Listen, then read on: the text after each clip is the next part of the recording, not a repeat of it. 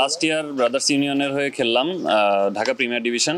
তো আফটার 1 ইয়ার তারা আমাদের এখন পর্যন্ত পেমেন্টের 75% ক্লিয়ার করেন নাই। ইভেন কি ওনাদের সাথে আমরা অ্যাগেন অ্যান্ড অ্যাগেন কন্ট্যাক্ট করার পরেও ওনারা কোনো রকম কোনো রেসপন্স করেননি।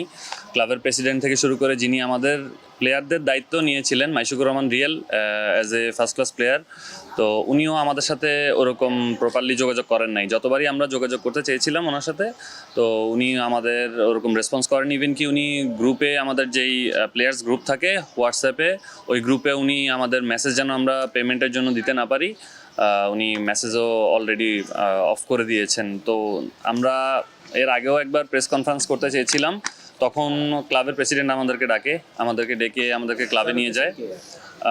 ওনার নাম হচ্ছে আরেফ ভাই, উনি মেবি সেক্রেটারি বাফুফেরও। হ্যাঁ, তো আমরা হচ্ছে পেমেন্ট ইস্যুতে উনি প্রায় 6 বারের মতো আমরা ক্লাবে যাই, অ্যাগেন অ্যান্ড অ্যাগেন উনি আমাদেরকে বাবা তোমাদের পেমেন্ট ইস্যুতে আমাদেরকে ক্যাপ্টেনকে ডাকা হয়, ক্যাপ্টেন আমাদের সাথে যায় না। তো বারবার আমরা ক্লাবের থেকে গিয়ে রিটার্ন আসছি। দেন আমরা হচ্ছে ওনাদের সাথে যতবারই কন্ট্যাক্ট করার চেষ্টা করেছি, কারোর সাথে আমরা প্রপারলি কন্ট্যাক্ট করতে পারিনি। এখন যে কোনো ব্র্যান্ডের পুরাতন এসি বদলে নতুন ওয়ালটন এসিতে উপভোগ করুন 25% ছাড়।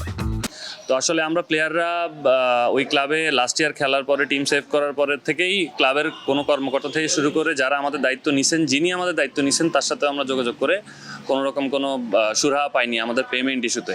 আজকে পাবো, কালকে পাবো, এভাবেই ব্যাপারগুলো আর কি আফটার লং টাইম ঘুরতেছে। 1 বছরের বেশি হয়ে গেছে। এখন আপনারা মিরপুরে এসেছেন, আপনাদের নেক্সট স্টেপ কি? আমরা যারা প্লেয়ার খেলছি, আমরা হয়তোবা এখানে অল্প কয়েকজন আছি, বাকিরা কেউ ঢাকার বাইরে আছেন, কেউ হয়তোবা খেলা শেষ করেছেন, ফ্যামিলির সময় দিচ্ছেন। তো এই সুযোগটাতে আসলে সবাই একসাথে হইতে পারি নাই, কিন্তু হোয়াটসঅ্যাপে বা গ্রুপ কলে সবাই ইনভলভ আছেন। তো আমি প্লেয়ারের সবার পক্ষ থেকে আর কি, আমরা যারা যে কয়েকজন আসছি, আমরা ক্লাবের সকল প্লেয়ারের পক্ষ থেকে আসছি। ইভেন কি আমাদের টিমের বয় থেকে শুরু করে কোচ, ম্যানেজারও। আমরা ক্রিকেট বোর্ডের প্রেসিডেন্ট বুলবুলের কাছে যাচ্ছি, আমরা লেটার নিয়ে এসেছি। আমরা ওনার বরাবর ব্যাপারটা ইনফর্ম করি, দেখি উনি আমাদেরকে কি রেজাল্ট জানান। বাংলাদেশ ক্রিকেটে এইবারই প্রথম কোনো প্লেয়ারদের কাছ থেকে অঙ্গীকারনামা নিয়ে প্লেয়ারদেরকে খেলানো হয়েছে।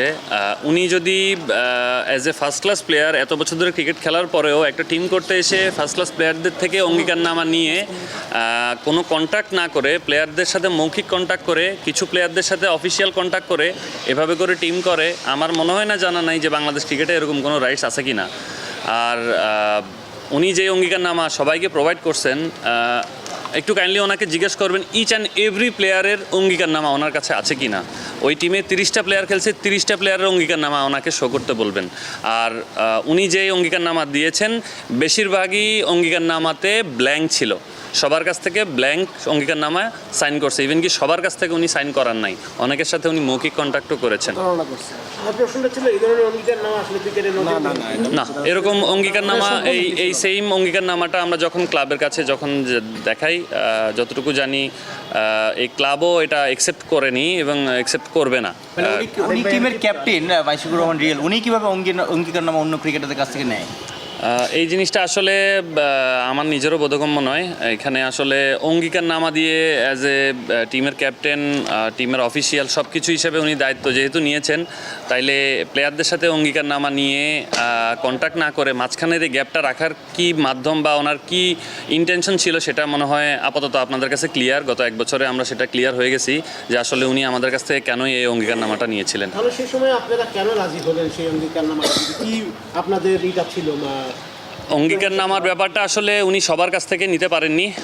ওনার কাছে আপনারা যদি কোশ্চেন করেন, উনি এটার আনসারও দিতে পারবেন না, ইভেন প্রমাণও দিতে পারবেন না যে সবার কাছে অঙ্গীকারনামা আছে কি না, সবার অঙ্গীকারনামা আছে কি না। আপনারা দেখলে হয়তোবা দেখবেন যে উনি যে অঙ্গীকারনামাগুলো শেয়ার করেছে, সেখানে একজনের নামে 4টা-5টা অঙ্গীকারনামা অ্যাগেন অ্যান্ড অ্যাগেন উনি শো করেছেন। সো ওনার কাছেও প্রপার কোনো এভিডেন্স নাই যে আমরা ওনার সাথে একাগ্রতা প্রকাশ করছি যে আমরা কোনো পেমেন্ট ছাড়াই খেলবো ওনার টিমে।